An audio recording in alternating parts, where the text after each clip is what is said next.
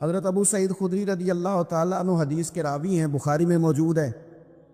ارشاد فرماتے ہیں کہ ہم ایک سفر پہ تھے، واپس آ رہے تھے، ایک جگہ رات کو قیام کیا، سونا تھا، بستی تھی۔ بستی کے لوگوں نے نہ کھانا پوچھا نہ پانی پوچھا، کوئی ضیافت نہیں کی۔ آدھی رات کا وقت آیا تو ایک بندہ دوڑا دوڑا آیا، کہنے لگا ہمارے سردار کو بچھو نے کاٹ لیا ہے، تم میں سے کوئی بندہ دم درود کر لیتا ہے؟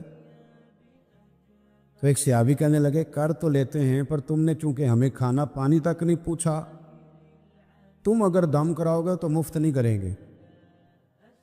بخاری پڑھ رہا ہوں، پیسے لگیں گے۔ کتنے پیسے؟ بکریوں کا ایک ریوڑ پورا۔ شارحین نے لکھا ہے 40 بکریاں۔ کنے دما دیاں؟ او بھائی اس سے کوئی بندہ جواز نہ لے کہ پیسے لینے جائز ہیں، اس سے جواز نہ حاصل کرے۔ اب بات کو سمجھیں، پس منظر کیا ہے؟ پانی تک نہیں تم نے پوچھا۔ کچھ لوگوں کا علاج ہوتا ہے، انہوں نے کہا پیسے لیں گے دم کر دیں گے۔ صحابی نے کہا، حضرت ابو سعید خدری رضی اللہ تعالیٰ عنہ فرماتے ہیں وہ چونکہ تنگ تھے، بچھو کاٹ کے، اور سردار کو کہا چل تو صحیح نا۔ وہ صحابی گئے، سورہ فاتحہ پڑھ کے دم کیا، اور حدیث بخاری سے میں آپ کو دکھاؤں گا۔ لوگ کہتے ہیں دم کدھر سے آ گیا؟ بخاری پڑھ رہا ہوں، صحیح بخاری۔ شفا تو اللہ نے دینی ہے نا، رب کریم نے شفا دے دی۔ بکریاں لے لی، آ گئے جہاں آرام کر رہے تھے اس جگہ۔ صحابہ میں اختلاف ہو گیا، کچھ کہنے لگے بکریاں لینی چاہیے تھی، کچھ کہنے لگے نہیں لینی چاہیے تھی۔ حضرت ابو سعید خدری رضی اللہ تعالیٰ عنہ فرماتے ہیں پھر ہم نے فیصلہ کیا چپ کر کے سو جاؤ، صبح حضور کی بارگاہ میں جائیں گے۔ اگر کریم نے کہا لینی چاہیے تھی پھر تو موج بن گئی، اور اگر کہا نہیں لینی چاہیے تھی تو بکریاں ہانک کے واپس کر دیں گے۔ مسئلہ کیا ہے؟ کہتے ہیں صبح گئے حضور کی بارگاہ میں، جا کے مسئلہ عرض کیا، یا رسول اللہ انہوں نے بھی پانی کوئی نہیں پوچھا تھا، ہم نے بھی کہا دم کریں گے تو پیسے لیں گے، تو ہم نے یہ بکریاں لی ہیں۔ شارحین لکھتے ہیں 40 تھی شاید۔ تو یا رسول اللہ اب کیا کریں؟ حضور مسکرانے لگے اور مسکرا کے پوچھا اچھا پڑھا کیا تھا؟ یا رسول اللہ سورہ فاتحہ۔ فرمایا سکھائی کس نے تھی؟ کہا یا رسول اللہ آپ نے۔ فرمایا پھر آدھی بکریاں میری ہیں آدھی تمہاری ہیں۔ اگر آج یہ ارادہ کر لینا کہ ہم نے لوگوں کو آسانیاں دینی ہیں، تو میرا یہ خیال ہے کہ صبح خیر نہیں خیر کثیر بٹنی شروع ہو جائے۔ اگر ہم یہ ارادہ کر لیں کہ میں نے لوگوں کو آسانیاں، وہ ہمارا مزاج نہیں نا، ہم آسانی لینا چاہتے۔ اگر ہم بحیثیت مسلمان تھوڑی تھوڑی خدمات سر انجام دینا لگے، تھوڑا تھوڑا سوچنے لگے، لیکن رسول کریم کی سوچ مبارک کیا ہے؟ بدر کے لوگ قیدی ہو کے آ گئے، کفار تھے وہ۔ اب حضور نے فرمایا فیصلہ یہ ہوا مجلس شورا میں صحابہ کی میٹنگ میں کہ فدیہ دیں گے اتنے پیسے تو آزاد کر دیے جائیں گے۔ کچھ لوگ ایسے تھے جو فدیہ نہیں دے سکتے تھے لیکن حساب کتاب لکھنا پڑھنا جانتے تھے۔ اب حساب کتاب کی تو دین میں بھی ضرورت ہوتی ہے نا، آپ کو وراثت تقسیم کرنی ہے، کئی کام کرنے ہیں، تو نبی پاک علیہ الصلوۃ والسلام نے بھی نا وہاں امت کا سوچا، پر میں تم اس طرح کرو مسلمانوں کے 10 بچوں کو لکھنا پڑھنا سکھا دو، میں تمہیں آزاد کر دیتا ہوں۔ وصیت قوم کی فلاح و بہبود کے لیے جو نبی پاک کے نظریات ہیں، جو حضور کے افکار ہیں، ان 10 بچوں کو لکھنا پڑھنا سکھا دو۔ یار میری سوچ ہمیشہ یہ رہتی ہے کہ میرے بچے لکھ پڑھ جائیں۔ یہ کیوں نہیں سوچتا کہ میرے محلے کے سارے بچے اگر پڑھ جائیں گے تو یہ محلہ پڑھے لکھے لوگوں کا محلہ کہلائے گا، میرے سمیت لوگ کہیں گے کہ بڑی شستہ آبادی ہے۔ میری سوچ کیوں اڑ جاتی ہے کہ فقط میرا ہی بچہ آگے نکلے، تو اپنے فیض کو کھول کے عام کیوں نہیں کرتا؟ تو یہ کیوں نہیں سوچتا کہ جو شجرے سایہ دار ہوتا ہے نا میرے بھائی، وہاں جو بھی آتا ہے وہ پھل کھا کے جایا کرتا ہے، وہ جو بھی آتا ہے وہاں پھل کھاتا ہے۔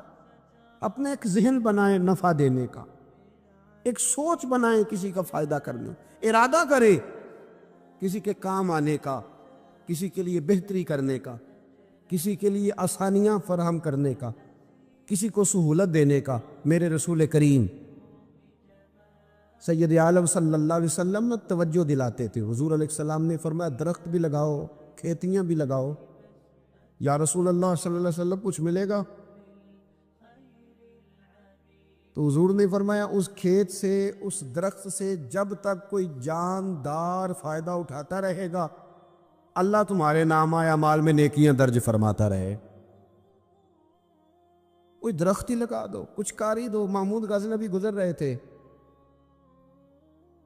تو ایک بوڑھے کو دیکھا، اس کے ہاتھ کامتے ہیں تو پھر بھی وہ زمین کھود رہا ہے اور ایک درخت لگا رہا ہے. تو محمود غزنوی اس بوڑھے کو دیکھ کے نا تو بڑے حیران ہوئے، اس کے قریب گئے. تو دو قسم کی سوچیں ہوتی ہیں نا. ایک یہ سوچ ہوتی ہے کہ بڑا لالچی ہے، اس عمر میں بھی یہ کیا کر رہا ہے، یہ بھی سوچ ہوتی. اور ایک سوچ یہ ہوتی ہے کہ یار کتنا بھلا آدمی ہے، دیکھو اب بھی محنت کر کے گزر رہا. سوچ ہی ہے نا، منفی کر لیں یا مثبت کر لیں. تو محمود غزنوی آگے بڑھے اور آگے بڑھ کے نا تو آپ اس بوڑھے سے کہنے لگے کہ بابا یہ کیا کر رہے ہو؟ تو کہنے لگے میں درخت لگا رہا ہوں. تو کہنے لگے بزرگوں اب آپ کی جو عمر ہے نا، یہ عمر نہ تو آپ اس کے پھل کھا سکیں گے، نہ چھاؤں میں بیٹھ سکیں گے، اور آپ کو تکلیف بھی بڑی ہے.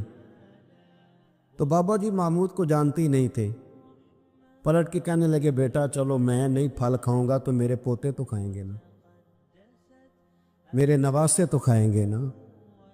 تو آپ چھوڑے مجھے، میں تو اگلی نسلوں کا بھلا کر رہا ہوں. اب یہ سوچ ہماری بڑی کم ہوتی، یہ بڑی کم سوچ ہوتی. پوتے کھائیں گے، نواسے کھائیں گے. تو محمود غزنوی بادشاہ تھے، بڑے راضی ہوئے، کہنے لگے یار بابا تیری تو سوچ بڑی شاندار ہے، قوم کا نفع کرنے والی سوچ ہے. اس نے کہا ایک تھیلی اشرفیوں کی بابا جی کو دے دو. بابا جی نے نا وہ تھیلی اشرفیوں کی جب قبول کی، پکڑی تو بابا جی بڑے مسکرائے. محمود کہنے لگا کیا ہوا؟ تو فرمانے لگے بیٹے تم نے تو کہا تھا کہ میں اس کا پھل نہیں کھاؤں گا، میں نے تو ابھی لگایا نہیں ہے، اللہ نے پھل مجھے پہلے ہی عطا فرما دیا ہے. تم تو کہہ رہے تھے کہ پھل نہیں کھاؤں گا، ابھی تو لگایا نہیں تو اللہ نے پھل دے دیا. محمود بڑا راضی ہوا، اس نے کہا یار بابا تو بڑی اونچی سوچ کا مالک ہے، ایک تھیلی اور دو بابا جی کو، اور دے دو ایک تھیلی. ایک اور تھیلی دی بابا جی کو تو بابا جی پھر ہنسے، کہنے لگے محمود میرا خلوص دیکھ، میں اللہ کے بندوں کا نفع کرنا چاہتا تھا نا تو میں نے ابھی لگایا نہیں. لوگوں کے باغ میں سال میں ایک دفعہ پھل لگتا ہے، اللہ نے مجھے 2 دفعہ پھل عطا کر دیا. محمود نے کہا تیسری بھی دو بھی بابا جی کو تھیلی. آپ سوچ تو بنائیں نا صاحب. ہم یہ سمجھتے ہیں کہ شاید یہ محدود ہو جائے گا، میں کسی کے بچے کو پڑھا دوں گا تو شاید وہ میرے بچے کا نصیب لے اڑے گا، میں کسی کو کچھ دے دوں گا تو شاید وہ ادھر سے آ کے نا تو ہمارا کام خراب کر جائے. او بھائی ایسا نہیں ہوتا، اس کو سمجھ. میرا رب تو بڑا کریم ہے، تو بانٹتا جاتا ہے تو اللہ تجھے نوازتا جاتا ہے، تو دیتا جاتا ہے تو اللہ تجھے عطا کرتا جاتا ہے.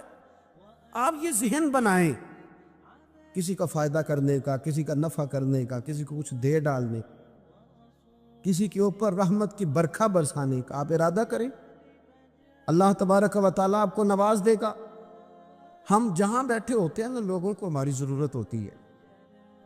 حضرت عبداللہ ابن عمر رضی اللہ تعالیٰ عنہ نے 100 دینار الگ کر کے رکھا ہوا تھا، پورا 100 دینار، بہت بڑے پیسے ہوتے تھے اس زمانے میں. تو آپ کے بچے کہتے کہ ابا جی یہ پیسے سائڈ پہ کیوں رکھے ہوئے ہیں؟ تو فرماتے پتر یہ میں نے لوگوں کو ادھار دینے کے لیے رکھے ہوئے. خاصی مشکل بات نہیں کر دی میں نے، ہماری تو دکانوں پہ لکھا ہوا ہے ادھار بند ہے، موٹا کر کے لکھا ہوا ہے ادھار بند ہے، یعنی نقد والے آ جاؤ، ادھار والے بالکل نہ آنا. تو ادھار کون لیتا ہے؟ امیر آدمی. او بھائی سنیں، ادھار کون لیتا ہے؟ غریب آدمی. اور ہمارا کیا حال ہے کہ ہم کہتے ہیں بھئی وہ یہ نہیں کہہ رہا کہ مجھے بھیک دے دو، وہ کہہ رہا یار ذرا مہربانی کرو، میں نا یہ میرے ایک دوست کہنے لگے کہ وہ کیا بنا ہے، سنا تھا ایک شخص کو پھانسی ہونے لگی، عدالت کا فیصلہ آیا۔ میں نے کہا یہ وہ لوگ تبصرہ کرتے ہیں جو پیٹ بھر کے روٹی کھاتے ہیں، یہ ان لوگوں کا تبصرہ ہے۔ وہ پیٹ بھر کے روٹی کھاتے ہیں، رات تبصرہ کریں گے، فیس بک پہ اپنی رائے دیں گے، لیکن جو آدمی آدھا کلو گھی صبح فیکٹری جانے سے پہلے گھر دے گیا تھا نا، وہ جب رات کو آتا ہے تو اس کی بیوی ڈرتے ہوئے اسے یہ نہیں کہتی کہ وہ عدالت کے فیصلے کا کیا بنا ہے، اس کی بیوی تو اس کو کہتی ہے کہ وہ جو آپ گھی لائے تھے وہ ختم ہو گئے۔ اور سویرے بچوں نے جب سکول جانا ہے تو پراٹھے بنانے کے لیے میرے پاس گھی کوئی نہیں، یقیناً آپ کو تکلیف ہوگی، تو اب کرنا کیا ہے؟ تو میرے بھائی ان کو کہاں تبصرہ یاد رہتا ہے کہ آج نئی بات کیا ہوئی ہے، تو کوئی نئی خبر سناؤ تو اور پھر سناؤ تو کوئی نئی تازی، یہ باتیں تو ان کو یاد رہتی ہیں جو پیٹ بھر کے کھاتے، جن کو پھر کوئی فکر نہیں، ان لوگوں کے یہ کام ہے، وہ کریں گے سیاسی تبصرے۔ وہ کسی شخص نے کیا خوب کہا تھا کہ غربت نے میرے بچوں کو تہذیب سکھا دی، اب سہمے ہوئے رہتے ہیں شرارت نہیں کرتے۔ غربت نے میرے بچوں کو تہذیب سکھا دی، وہ اب سہمے ہوئے رہتے ہیں، وہ شرارت نہیں کرتے، وہ نہیں شرارت کرتے اس لیے کہ وہ تو کونے میں لگے بیٹھے ہیں کہ کسی غریب کا کھلونا نہ ہمارے ہاتھ سے ٹوٹ گیا، وہ سہمے ہوئے رہتے، وہ شرارت نہیں کرتے۔ تو میرے عزیز، حضرت عبداللہ ابن عمر 100 دینار ہے، ابا جی یہ کس لیے ہے؟ تو فرماتے یہ میں نے ادھار دینے کے لیے رکھا ہوا ہے۔ حضور کیا مطلب؟ فرمایا میرے نبی پاک علیہ السلام نے فرمایا ہے کہ کسی بندے کو تم نے اگر قرض لینا ہو نا، تو وہ غریب ہو تو اس پر تم آسانی کرنا، اور جتنے پیسے تم نے لینے ہوئے اگر وہ تنگ دست ہو تو آسانی کرنا۔ فرمایا جتنے پیسے تم نے لینے ہوئے، جتنے دن گزر گئے، اللہ روزانہ اتنے پیسے صدقہ کرنے کا تمہیں ثواب عطا فرمائے گا۔ تو میں نے یہ غریبوں کی مدد کے لیے رکھے ہوئے ہیں، کوئی غریب لے جاتا ہے اپنا کام چلا لیتا ہے، پھر وہ واپس کر دیتا ہے تو میں کسی نئے کو دے دیتا ہوں، تو اپنا کام چلا لیتا ہے یارو۔ ہاں کچھ لوگ ایسے ہوتے ہیں جن کے جنازوں پہ لوگ آ کے بتاتے، جنازوں پہ آ کے بتاتے ہیں کہ جب میری بیٹی کی شادی تھی تو یہ بابا رات کی تنہائی میں آیا تھا۔ جنازوں میں آ کے لوگ بتاتے ہیں کہ ہاں فلانی سردیوں میں جب میرے کپڑے میرے پاس موجود نہیں تھے تو یہ آیا تھا مجھے جوڑا دینے۔ اور پھر لوگ بہت بڑے پروفیسر، لیکچرار، عالم فاضل آ کے بتاتے میرے پاس کتابوں کے پیسے کوئی نہیں ہوتے تھے، پر یہ مرد قلندر تھا جو ہر امتحان سے پہلے آتا تھا اور آ کے مجھے کہتا تھا کہ یہ پیسے رکھ لو، کوئی نہیں میں لے لوں گا، واپس ہو جائے گا۔ یار آپ کسی کو آسانی دینے کا ارادہ تو کریں۔ مسلم شریف کی حدیث ہے، میرے رسول کریم سید عالم صلی اللہ تعالیٰ علیہ وسلم نے ارشاد فرمایا کہ تاجر قیامت میں اللہ کی بارگاہ میں کھڑا کیا جائے گا تو اللہ فرمائے گا جاؤ میں نے تمہیں جنت دے دی، جاؤ جنت میں۔ تو پتہ تو سارا ہے نا سردار نکیتیاں میں، تو وہ اللہ کے حضور حاضر ہو کے عرض کرے گا مالک میں تو اپنی خطائیں جانتا ہوں کتنی زیادہ ہیں، اللہ میں تو مستحق نہیں تھا، تو میرے مالک یہ جو کرم ہوا ہے اس کا سبب پوچھ سکتا ہوں؟ سبب کیا ہے اس کرم کا، اس رحمت کا؟ تو رب کریم ارشاد فرمائیں گے کہ جب تم نے دکان پہ جو سیل مین رکھے ہوئے تھے، جب تم ان کو بھیجتے تھے لوگوں سے پیسے لانے کے لیے، کیا ریکوری کرنا کہتے کہ گرائی بھی عقید ہے، تو وہ جب تم بھیجتے تھے لوگوں کو تو کیا کہہ کے بھیجتے تھے؟ ذرا بتاؤ تو صحیح، تاجر ہے، سادہ آدمی ہے، تو وہ کہتا ہے اللہ میرے دل میں تیرے بندوں کا بڑا خیال تھا تو میں یہ کہہ کے بھیجا کرتا تھا کہ جس کے پاس ہوئے اسے لے لینا، اور جو تنگ دست ہوا نا اسے تنگ نہ کرنا، اگلی دفعہ لے لیں گے۔ تو رب کہیں فرمائے گا تو میرے بندوں پہ آسانیاں کرتا تھا تو میں تیرے اوپر آسانی نہ کروں؟ یہ مسلم شریف کی حدیث ہے، میں آسانی نہ کروں؟ وہ تیرا یہ لفظ کہ جو تنگ دست ہے اسے وسعت دے دو، کوئی نہیں کل پرسوں ترسوں آ جائے گے، فرمایا بس اسی کی برکت سے آج میں نے تجھے جنت دینے کا ارادہ کر لیا۔ میں کبھی کبھی محسوس کرتا ہوں ہمارے احساسات میں تیزی کے ساتھ تنگی آئی، سوچ کا دائرہ کار محدود ہوا، محدود. کہ ہم تھوڑے سے مذہبی لوگ ہیں نا، ہر آدمی کا اپنا شعبہ ہوتا ہے، آپ کا بھی شعبہ ہوگا. لوگ کہتے ہیں حضرت جی ٹائم دے دے، سیالکوٹ میں فلانی جگہ پہ محفل کرنی ہے، تو میں کہتا ہوں کہ یار وہاں محفل ہوتی ہے وہیں آ جانا. کہتے نہیں ہم نے اپنی کرنی ہے. تو میں کہتا ہوں وہ کس کی ہے؟ یعنی وہ جو آپ نے اپنی کرنی ہے، یعنی اس مسجد میں آپ آئے تھے تو اب آپ اس مسجد میں بھی آئیں. تو صاحب میں آپ کے محلے میں آتا جی وہ مسجد جو تھی نا وہ جنوب والی تھی، اب شمال والی میں ٹائم دے. وہ ان کی مسجد میں آپ آئے تھے، فلانے علامہ صاحب کی، ہماری تو نہیں آئے. اور میں نے کہا یار بس کرو، مسجدیں بھی اب تقسیم ہونے لگ گئی، یہ بھی تقسیم ہوگی کہ وہ اس کی اور یہ اس کی ہے. یعنی آپ اندازہ کریں کہ ہماری یہ سوچ ہے کہ اس میں بھی کہیں کوئی ایسا عنصر نہ ہو کہ کوئی اجتماعیت کہیں نظر آ جائے. اور یار ایسے تو نہ کرو، یہ ایک مذہبی اجتماع ہوتا ہے، اس کے اندر بھی لوگ کہتے ہیں کہ انتظامیہ دعوت دے گی. یہ کس کے دین کا کام ہو رہا ہے؟ اللہ اور اس کے رسول کے. تو اس کی انتظامیہ کچھ 6 بندوں پہ مشتمل ہونی چاہیے کہ ساری امت انتظامیہ ہونی چاہیے. لیکن ہم نے نا یہاں بھی تقسیم کر لی، یہاں بھی گروہ بندی کر لی، یہاں بھی ہمارا مزاج اور طرح کا بن گیا. اگر آپ کا دل بڑا ہو جائے، تھوڑا اللہ کے بندوں کو آسانی دے. میں کہا کرتا ہوں جنت بہت بڑی ہے میرے بھائی، مہربانی کر ذرا دوسرے کو بھی جگہ دے، وہ بھی جنت میں داخل ہو جائے. وہ بڑی وسیع ہے، تو تھوڑی مہربانی کر، اتنا محدود نہ کر اس کو، تھوڑی سی نا آسانی کر. اللہ بڑا کریم ہے، جگہ دے انشاءاللہ تعالیٰ. جو کسی اور کا مرید ہے وہ بھی جنت میں جائے گا اللہ کی فضل، وہ بھی جائے گا، پر تھوڑی گنجائش دے، مان لے کے وہ بھی جائے گا. نے تو بڑا محدود کر کے رکھا ہوا. میرا خیال ہے مشکل سے 25-30 لوگ ہیں اگر ہم جانے تو اپنے محلے میں سے، باقی تو سب کے لیے ہم نے بین کر دیا. خدا را یوں نہ کرے، اس سے دقت ہوگی. داتا گانجی بخش علی حجویری رحمت اللہ تعالی علیہ کشف المعجوب میں فرماتے ہیں کہ ایک شخص نہ پہاڑ کی چوٹی پہ عبادت کرتا تھا، تو لوگ اس سے ملنے کے لیے جایا کرتے تھے. تو رستے میں نا ڈھلان بڑی سخت تھی، لوگ اس کے اوپر سے جب چڑھ کے جاتے نا تو اکثر لوگ گر جاتے. اس کے دل میں ایک دن خیال آیا کہ یہ ڈھلان نہ ہوتی تو کیا ہوتا. تو رب کریم نے اس وقت کے پیغمبر علیہ السلام کو وہی فرمائی کہ اسے کہو تو میری تخلیق پہ اعتراض کرتا ہے، نہ ہوتا تو کیا ہوتا. فرمایا اسے کہہ دو کہ تیرا نام میں نے اپنے نیک بندوں کی صف سے کاٹ کر نافرمانوں کی صف میں لکھ دی. وہ کہہ دو. اللہ کے نبی نے پیغام دیا تو وہ سجدے میں گر گیا. وہ تجھے کیا ہوا؟ کہنے لگا حضور آپ نے کہا ہے نا کہ اللہ نے میرا نام لیا. میں کہاں، اور میرے رب نے میرا نام لے لیا ہے. حضور چلے، میں تو سمجھتا تھا میں کسی کھاتے میں نہیں، اللہ نے میرا نام لے لیا، یعنی میرا نام. اسے تو وجد ہو گیا. وہ پیغمبر کی بارگاہ میں عرض کرنے لگا حضور آپ میرا پیغام اللہ کے حضور عرض کر دیں گے؟ کہا ہاں میں کہہ دوں گا.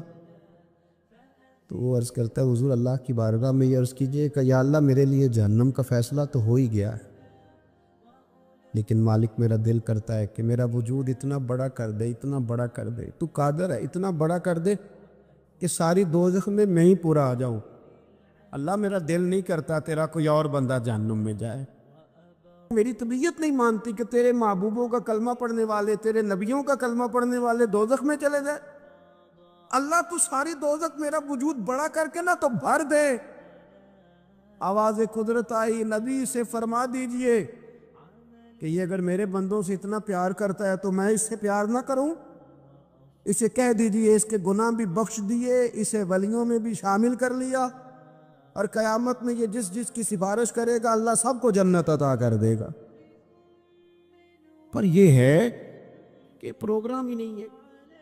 حضرت خواجہ حسن بصری رضی اللہ تعالیٰ عنہ یہ حضرت علی کے شاگرد ہیں، مولا علی شیر خدا کے شاگرد ہیں. اور ایک روایت ایسی بھی ملتی ہے کہ بچپن تھا ان کا تو نبی پاک کے گھر چلے جاتے تھے. تابعین